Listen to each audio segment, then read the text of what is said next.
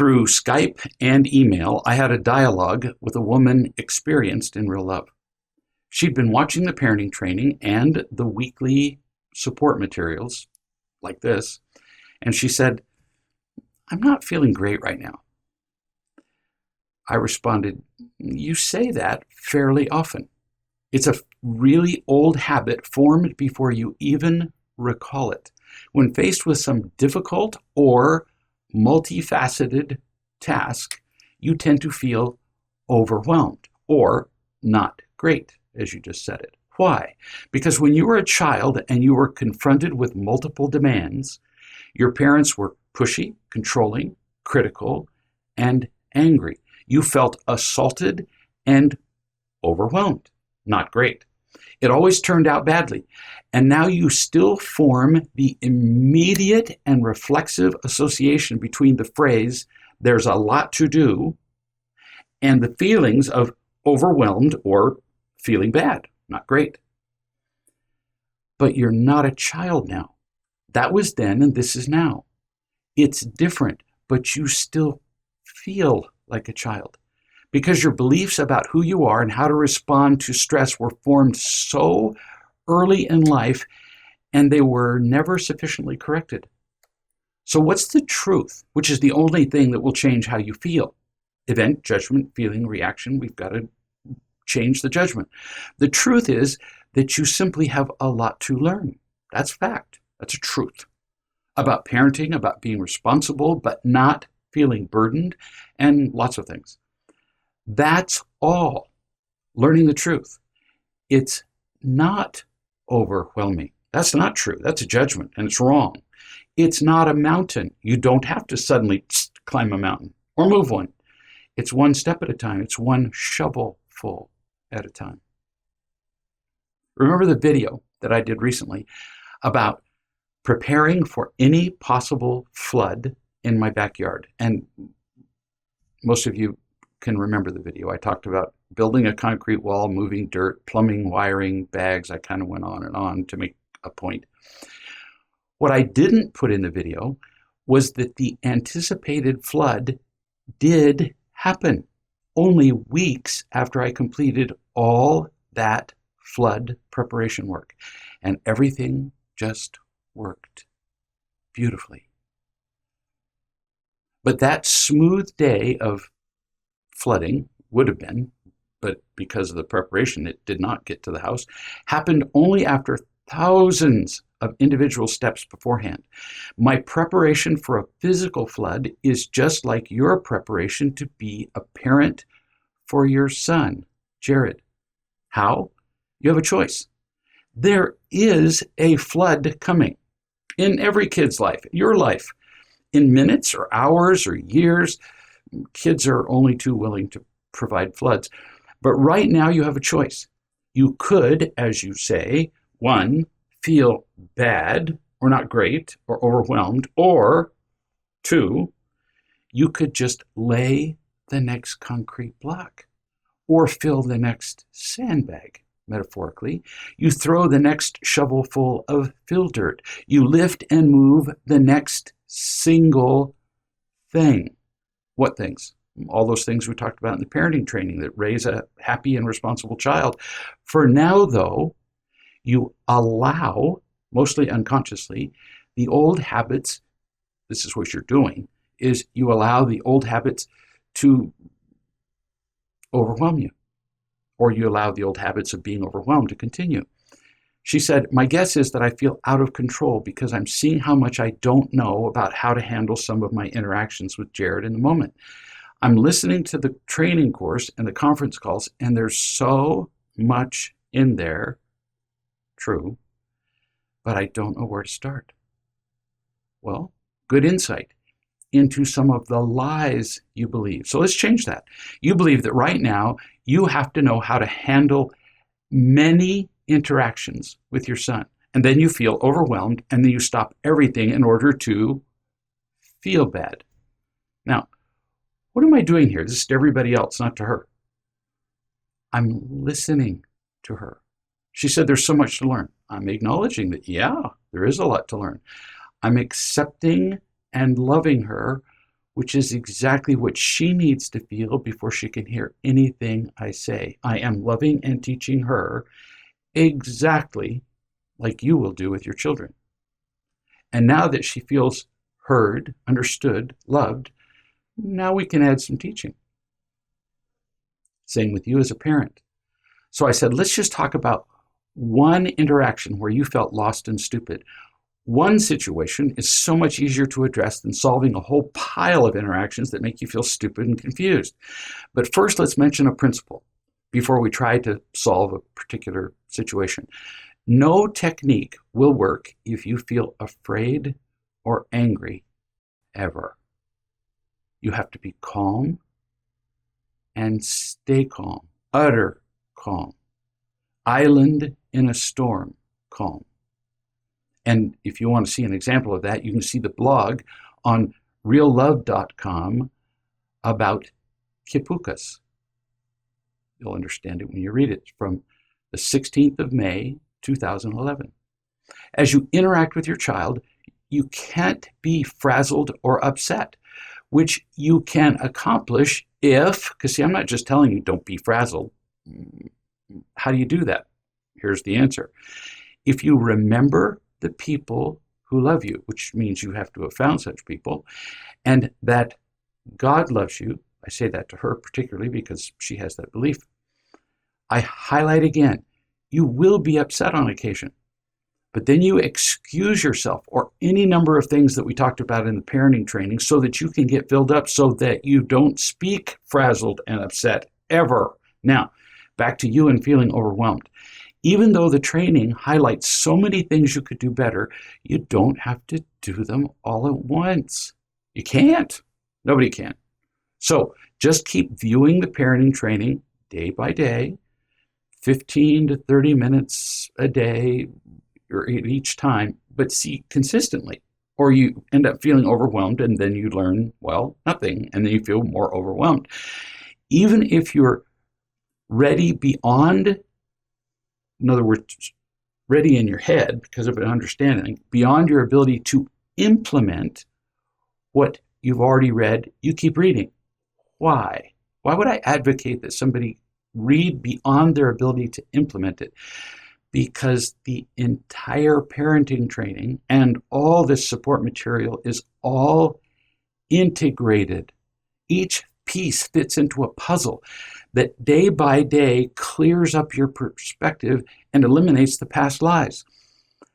In fact, if I had my way, the very first word of the parenting training would require that you have watched all the parenting training. Well, that's impossible. We don't learn 45 hours of material simultaneously. We have to do it linearly, and there's some disadvantages to that, but it's what we got. It's almost impossible to parent by just picking out problems and solving them with just one piece of the puzzle. No, you've got to have more and more of the puzzle rounded out, which will happen as you keep listening. Now, after all that, let's do a specific example to illustrate what I've just said. She said to me, quote, Jared spotted a container of chocolate brownies that we'd made the day before and asked if he could have some. Your first mistake was that you didn't eat all the brownies yourself. I'm just kidding. Actually, what you should have done was box them up and mail them to me. But either way, he wouldn't have had the brownies. It's tempting, but that's not the real solution. She continues. She said, of course you can have a brownie after you've eaten dinner, which is always the rule. She says that he can have dessert after he eats the real meal. But she continues, he ignored me. He carried the container of brownies into the dining room and said defiantly, I'm having it now. And he's just little, 4 or 5, I can't remember his age now. But a child of any age could be doing this, from 2 to 20. 20-year-old kids will say, what do you mean I can't have the car? I've got the keys and I'm going to go drive anyway. Or what do you mean I have to go to bed? And then they sneak out in the middle of the night. She said, you can't have the brownies now, but you can after dinner. Now, see, that's pretty good. At age 4 or 5, he understands after dinner, which is coming up pretty soon. But if she'd said, you can have them next week, not so much. He started to get upset, she said, and whine. And I said lightheartedly, well, looks like you want to go to your room. That's an odd choice when you could be out here with me and having fun with me to go to your room. But it seems like you want to go. Oh, this is brilliant and important. We talked about it in the parenting training. Zero tolerance for whining. Can't ever be allowed to whine without addressing it, or he'll keep trying in various ways all of his life. And you immediately described a consequence for his whining. Well, if he's going to whine, he can't be there with you. He'll have to go to his room until he gets over it, even if it's 30 seconds. Giving him a chance to choose wisely before giving him a consequence. Remember, we've talked about this on other occasions. If a child is learning something for the first time, or on the whole they've learned the lesson, they don't whine all the time, then you try loving and teaching. But if it's a real pattern that they whine before everything, then there's no more teaching that needs to be done. Just poof, consequence. And even though you began beautifully, to the mother I'm talking, let's talk about what you could do in this one situation, applying principles you've learned. I'll give you two things you could do. And you could do either one or a combination of them. First, now, I'm going to speak as though I were you talking to your son. Jared, you have a choice. And you have to make your choice right now. Any 4 or 5-year-old will understand right now, choose. They got that. If you said right now, choose ice cream or brownies, they're very good at choosing. You can, one, talk about this with me until you see why you can't have the brownie now. Or two, you can keep whining, but you'll have to do it in your room because it's an unpleasant sound that we don't make out here where other people are happy. We just don't whine in a happy place. Second approach, and there are always multiple approaches to these things. I'm just applying principles so you can see that there are different ways. I'm still being you. Jared, you have a choice. Begins the same, and you have to make it right now. You can keep whining for the brownie, and then I will choose not to let you have any of these brownies at all, ever. If you whine, no brownie. Gone. I'll eat them or throw them away. Or two, you can stop whining and you can have a brownie after dinner. Notice, two different approaches, both give him a choice, both have an immediate consequence. Very loving and teaching. Never, pretty much as a rule, this is to everybody, not just mom, give a child something they whine to get. I want whatever. Whatever follows the whining, they can't have it because otherwise, if you give it to them, it trains them to whine, even if you give it to them later. So she said, he quickly started to run away and said, I don't want to go to my room. But he also stopped whining because she had said you get one of two choices. And he stopped whining, so he didn't have to go to his room. And mom said, okay, cool. Now notice, she didn't praise him. Oh, what a good boy. She just noted his decision and his desire to avoid a consequence that would be unpleasant, and she informed him that his decision was cool. She could have said wise, but at age 4 or 5, cool makes more sense. Mom says, then I looked surprised, and I pointed out a huge foam sword that he likes. He had lost it, and he'd been looking for it. It was on a shelf behind him. He picked up the sword, but he was still frustrated from not getting his own way with the brownie and started doing things that he knew better than to do to get a reaction. First, he started poking me with the sword. And see, there's a subtle little attacking here. He wasn't playing, he was poking. And I said, Jared, there's no hitting unless we both agree. If we both had a sword and we were hitting, not a problem. But I didn't agree to be poked. So then he started just, putting the sword in my face, not poking. You've seen kids do this. How close can I get to the edge of the cliff or a consequence? He just put the sword over my face while I was trying to read. And I said, I don't like that. And he started arguing. Now, for the benefit of everybody, She argued with him, explaining reasons and rules and on and on. Mistake, because he had already been taught all of that, not to interrupt people, not to do things that annoy them. He'd been taught that on many occasions, and at 4 to 5, he's old enough to remember it. Now, back to mom. Boom, boom, right there, when he used the sword inappropriately the second time, putting it in your face, is where you need to act. Possibly even the first time. If you've been talking about hitting many times and he persists in doing it, then the consequence happens immediately, not more teaching because he already knows the principle. He's directly defying you. He knew what he was doing when he kept bothering you with the sword.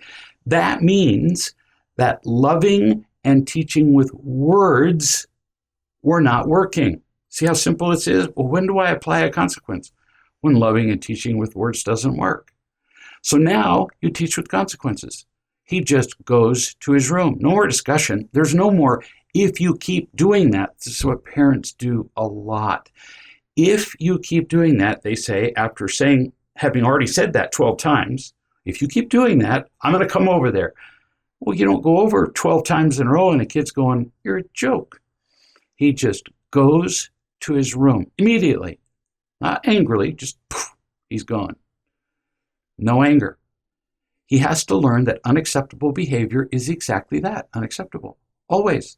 He can use his sword any way he wants to in his room alone. He can take it with him, but not around other people. You don't get to put it in their face unless you both agreed to do that. If you don't teach this, he will learn that the world is chaos. That doesn't work out well. Mom says, I pointed out what he was doing. See, you're still talking. And he's controlled you. He's manipulated you to talk instead of a consequence. Mom says, I said you're frustrated, and Mom's saying this to me. I said that you're frustrated to him, and now you're being unloving. You can stop being unloving and stay, or continue this behavior and go to your room. Now remember, she's already given him that choice with poking. If she keeps teaching with words, he's going to poke, then he's going to stick the sword in her face, then he's going to bang it on her. He's going to come up with every imaginable way to use the sword in an unacceptable way, and she's going to keep talking, and he's going to think she's just laughable. Good words, to be sure, but too many words and too late. You've had this discussion before, so now quickly and consistently, over and over, you have to apply the consequence. And he'll stop. He really will. I just haven't seen kids who don't. You are instead negotiating with him. You're playing his manipulative game. He's manipulating you and you're letting him. It becomes a game of what can I get away with for him? Not a great way to live. Then he picked up a sharp metal knife. See what I mean? So you failed at the stop poking, and now he's put the sword in your face, so he's going, what's another thing I can do to get really close and annoy her? He picks up a sharp metal knife and starts, which he's not supposed to pick up in the first place, and starts tapping it against the china fruit bowl. So now he gets a twofer. He gets to pick up the knife he's not supposed to have, and he gets to make a noise while she's trying to read, which proves what I just said about how he's gaming you. What can I get away with doing? The problem here is not tapping the bowl. That's kind of irresistible for a kid who holds a metal object. So Mom says, so I took him to his room with no further dialogue. Good for you. Really, that's the reaction. But it's just a modification. Too slow. Not criticizing, just going, he's not going to learn the lesson because it took you far too long to apply it. When it was time for him to come down, I said, this is Mom, what happened to the little kid? Now that's great because you're requiring him to state what happened instead of you repeating the lesson. To everybody, if you find yourself repeating lessons over and over, you're the fool. Look around, it's not the kid, it's you.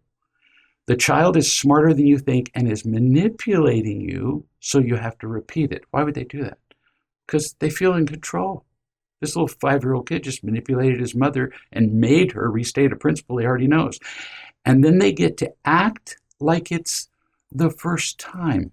What do you mean? They say, or I don't know, which paves the way for the next repetition. Because if they pretend it's the first time and you let them get away with it, they're going to do it a second time, guaranteed. He replied, I was frustrated because I couldn't have chocolate brownies, so I hit you with my sword. Mom says, what could you do differently? And he said, ask for some love. And I replied, Mom, yes, you could say, I feel frustrated or alone or whatever, and can I have some love? Or could you do something with me? Or could we go for a walk? And she said, look at what you do have to be happy about. She gave him an example. I can't have a brownie now, but I get to have a brownie later. And I realize, says Mom, that this isn't about the brownie. I'm assuming that it's about his feeling controlled and entitled. Yeah. Now, how could I have handled it differently, she says to me. I feel like I could be teaching him so much better, not just sending him to his room. It's not just about sending him to his room. It's about addressing unproductive behavior way faster and more consistently, or he won't learn it. It's just confusing. It turns into chaos. He's going, so how many times can I get away with this? 1 time, 2 times, 3, 5? And so it turns into a game. And you could sometimes do your entire after the room discussion, which was nice, before he goes. So you could say, Jared, you're about to be sent to your room, like in seconds. Tell me what you're doing and how you could avoid going to your room. 4 and 5-year-olds get this. No kidding. If we're quick, if we act sooner, and we do it consistently, and we're loving, oh my, do they learn faster. And you'll like it.